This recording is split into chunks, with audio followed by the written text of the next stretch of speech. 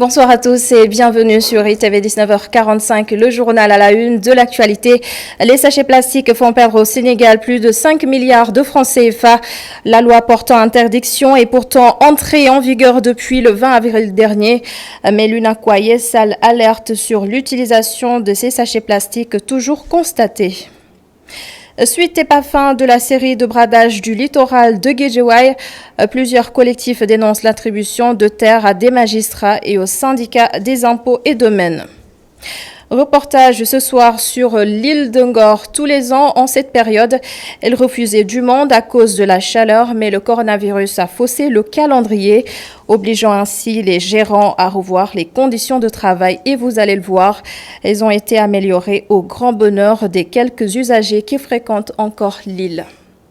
Le développement, c'est dans un instant.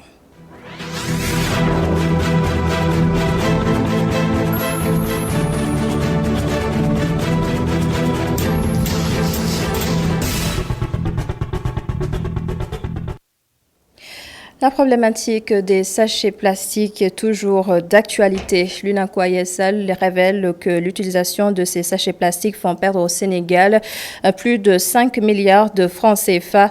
Et dans quelques instants, nous allons écouter Aladien de l'UNACOIS Yessal.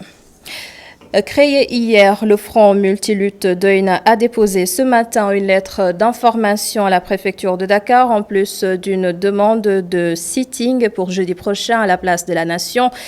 Voici le porte-parole Béranger Ndeki au micro de Boubacar Dia.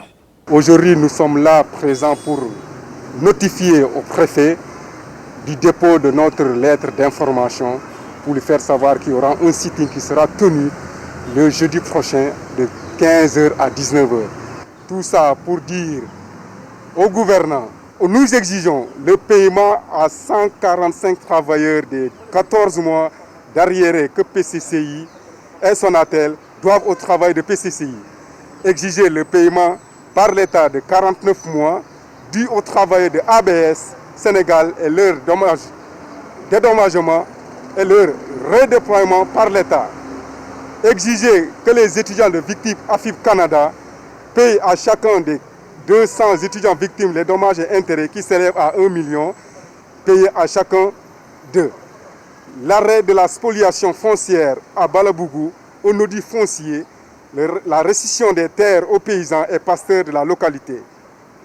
L'arrêt de la spoliation foncière de Kignabou, au nodi foncier, la restitution des terres aux paysans, pasteurs et habitants de la localité. L'arrêt de l'accaparement du moins des terres de Guéréo par le groupe d'Ecomoron au nodi financier, foncier du moins la restitution des terres aux paysans, pasteurs et habitants de la localité.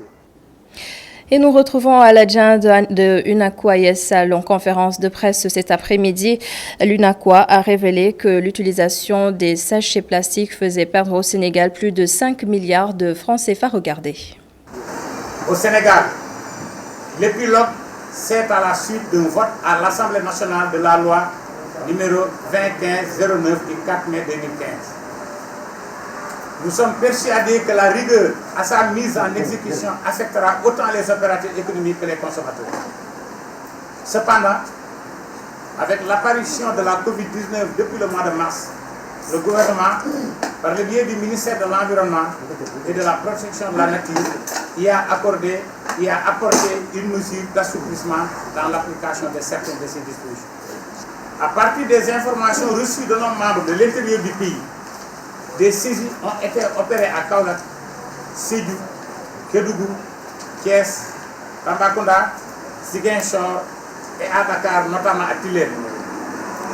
Les pertes subies par les acteurs sont énormes. 40 tonnes déjà saisies, soit une valeur de 120 millions de francs CFA. 156 conteneurs dédouanés et entrés dans le pays, soit 5,5 milliards de francs CFA. Non seulement nous sollicitons l'arrêt des opérations de saisie, mais la restitution des produits déjà pris est souhaitée. Et nous parlons culture. Comme vous le savez, le gouvernement a octroyé 3 milliards de francs CFA aux acteurs culturels en guise de soutien face à la pandémie. D'après le ministre de la Culture, plusieurs sous-secteurs n'ont pas encore reçu leur chèque. Abdoulaye Diop pointe un manque d'organisation. Ses propos sont recueillis par Bintaba. La première étape, c'était de dire, organisez-vous en termes de sous-secteurs pour nous présenter votre président et votre rapporteur. Vos présidents et vos rapporteurs sont cooptés dans le comité d'orientation, qui tranche, qui oriente, qui arbitre. Si vous êtes d'accord, définissez-nous les critères sur lesquels vous vous êtes entendus. Si ça c'est fait, ensuite, envoyez-nous à quelle structure on doit libeller le chèque. C'est là où nous sommes. Si je prends aujourd'hui à date les gens les sous-secteurs qui ont reçu leur chèque aujourd'hui, c'est les sous-secteurs qui ont déjà fait tout ce travail. Il reste des sous-secteurs qui sont encore, au moment où je vous parle, le sous-secteur musique est en train de travailler avec la SODA pour définir les critères et s'entendre sur le modèle opératoire. Le commune du Équateur traditionnel, ils ont fait tout le travail, il leur reste à ouvrir leur chèque, leur compte la semaine prochaine. Donc, dès le début de la semaine, ils peuvent récupérer leur chèque. Au niveau du cinéma aussi, c'est la même chose. Mais les dispositions à prendre pour le dispatching, ça, c'est les sous-secteurs qui s'entendent. Coronavirus, encore des morts, 3 de plus ce vendredi dans la déclaration du ministère de la Santé et de l'Action sociale. Le bilan est donc passé à 79. Notez également, le bilan est passé à 79, et notez également 164 nouvelles contaminations. Le point du jour avec Dr Aloïse Walidjouf. Sur 1617 tests réalisés, 164 sont revenus positifs, soit un taux de positivité de 10,1%. Les cas positifs sont répartis comme suit. 148 cas contacts suivis par nos services. 16 cas issus de la transmission communautaire répartis entre Kounoun 1, Kermassar 1 cas, Pikine 1 cas, Bargny 1 cas, Liberté 4, 1 cas, Liberté 1, 1 cas, Ben Tali, 1 cas, Médina, 1 cas, Yoff, 1 cas, Khombol, 1 cas, Mbour, 1 cas, Mekhe, 1 cas, Thiadiaye, 1 cas et Touba, 3 cas. 72 patients hospitalisés ont été contrôlés négatifs et déclarés guéris. 17 cas graves sont pris en charge dans nos services de réanimation. 3 nouveaux décès liés à la COVID-19 ont été enregistrés dans nos structures ce jeudi 18 juin 2020. Le ministère de la Santé et de l'Action sociale présente ses condoléances à leurs familles éplorées. La pandémie a changé nos habitudes de vie, chamboulé tous les secteurs d'activité. Rien n'est plus comme avant, même la traversée de l'île de Ngor se fait autrement. Les pirogues dites traditionnelles ont cédé la place à 2 petits bateaux au grand bonheur des quelques usagers. Voici le reportage de Adam Assar. Nous sommes à l'embarcadère de Ngor. Ici, les pirogues, jadis utilisées pour la traversée vers l'île, ont laissé place aux petits bateaux. Plusieurs raisons expliquent ce choix. Bon, ces bateaux sont venus en seconde période. Pourquoi? Parce qu'avec ces bateaux, quelquefois, il y a des familles nombreuses qui arrivent avec des enfants et tout. Ils aimeraient traverser un peu plus avec toute la famille. Et donc, au lieu qu'il y ait d'autres mondes, on leur loue un bateau. Et ce bateau leur permet de traverser pour aller sur l'île. Pour ce passager, qui doit regagner l'île pour des raisons professionnelles, les petits bateaux sont plus confortables. Les petits bateaux que vous voyez sont beaucoup plus confortables car ils contiennent moins de monde que les pirogues. Depuis le début de la pandémie, les activités ont cessé. Ce membre du regroupement des transporteurs de l'île appelle à l'ouverture du trafic. Comme le transport en commun a repris, Nous également, nous aimerions reprendre nos activités en respectant les mesures barrières. A signalé que les pirogues traditionnelles retournent en mer après la fin de cette pandémie de Covid-19. En attendant, ces petits bateaux assurent les traversées. Merci beaucoup Adam Assar pour ce reportage. Je l'annonçais en titre du nouveau dans la série de bradage du littoral de Guédiawaye. Un nouveau collectif est né entre Guédiawaye, Yeumbeul, Malika et Tivaouane Peulh. Et selon ses membres, 4 hectares de terre ont été attribués à des magistrats et 20 autres hectares au syndicat des impôts et domaines. Les précisions de Mamadou Lamine Fati. Un collectif pour la protection du littoral composé des habitants de Guédiawaye, de Malika, de Yeumbeul et de Pikine. En somme, toute la banlieue dakaroise pour parler d'une seule voix. Déplorant la prédation foncière qui de plus en plus prend des ampleurs catastrophiques et dangereuses pour la stabilité de leur environnement et de leur cadre de vie, les membres du dit collectif ont décidé d'interpeller la direction des domaines qui, en complicité avec la direction du cadastre foncier, de fonctionnaires véreux, de promoteurs immobiliers sans scrupules et de certains maires participent au bradage de leurs fonciers et de la bande du littoral. Le collectif Aar Sunu Suuf, Aar Sunu Littoral interpelle le président Macky Sall sur la situation du foncier dans la banlieue. Annuler l'octroi des 4 hectares aux magistrats sur la bande des Filao et les recaser vers un site moins litigieux. Suspendre toute attribution ou tentative d'attribution de 20 hectares le long de la bande des Filao au syndicat des inspecteurs et domaines.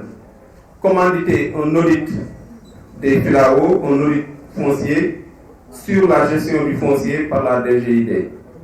Engager les réformes et la restructuration de la DGID afin de créer 2 entités autonomes avec des mesures plus strictes dans le cadre de la gestion du foncier. L'audit du foncier est disponible dans les banlieues afin de cartographier et démocratiser l'accès à tous les citoyens désireux d'acquérir un terrain.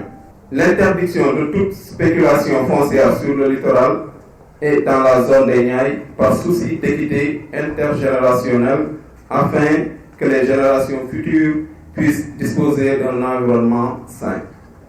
Voter dans les plus brefs délais la loi sur le littoral pour protéger le domaine public maritime. Au-delà de sensibiliser les populations sur les enjeux de son combat, le collectif Aar Sunu Suuf, Aar Sunu Littoral compte engager la bataille judiciaire contre ce qu'ils appellent les détracteurs fonciers des temps modernes. Mamadou Lamine Fati, autre chose, le porte-parole du Khalif général des Mourides, Serigne Bass Abdou Khadr, a transmis aux Sénégalais les instructions du Khalif en lieu et place des colloques de préparation du Grand Magal et des 2 Rakas. Une semaine culturelle sera organisée et c'est prévu du 19 au 27 septembre prochain. Les précisions de Makiou Faye, administrateur de la grande mosquée Massalikul Jinan. Mais comme je l'ai dit tantôt, exceptionnellement, cette année, la préparation du Magal coïncide avec le premier anniversaire de l'ouverture de la mosquée Massalikul Jinan.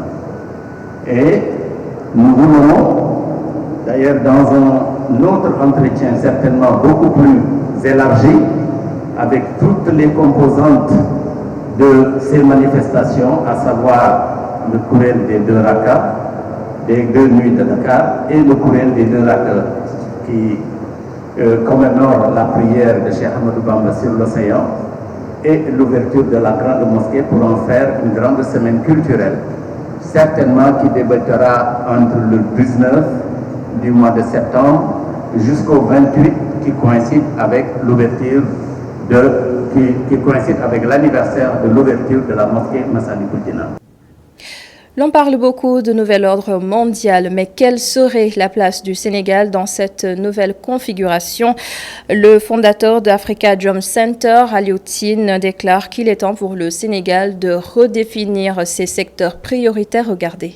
Je pense que le Sénégal devrait repenser le Sénégal de demain. Nous sommes à un tournant qu'il faut négocier et qu'il faut bien négocier pour demain. Donc, repenser nos politiques de développement, repenser notre économie, repenser notre culture, repenser même la hiérarchie et les domaines de priorité sur lesquels on doit mettre l'accent. Et quand on regarde ce qui s'est passé avec ce qu'on appelle l'effet pangolin, les gens ont mis la priorité sur l'être humain. Quand effectivement il y a eu également ce que j'appelle l'effet George Floyd, on a mis également l'accent sur l'être humain.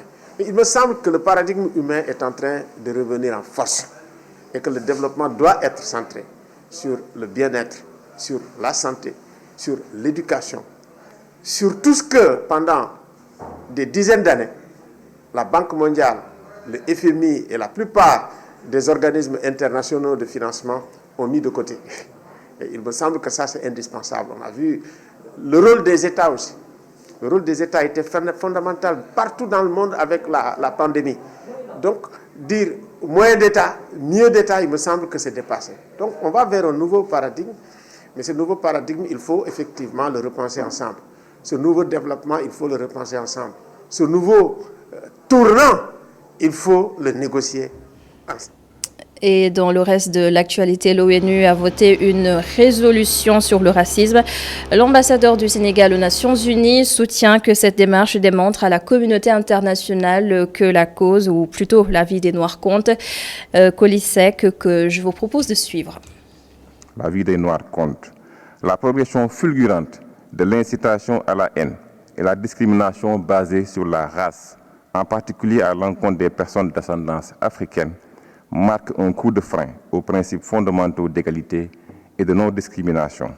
Face à ce phénomène, il est important de s'attaquer à ses causes structurelles et immédiates, ainsi que son impact sur la jouissance des droits de l'homme, parce que la vie des Noirs compte.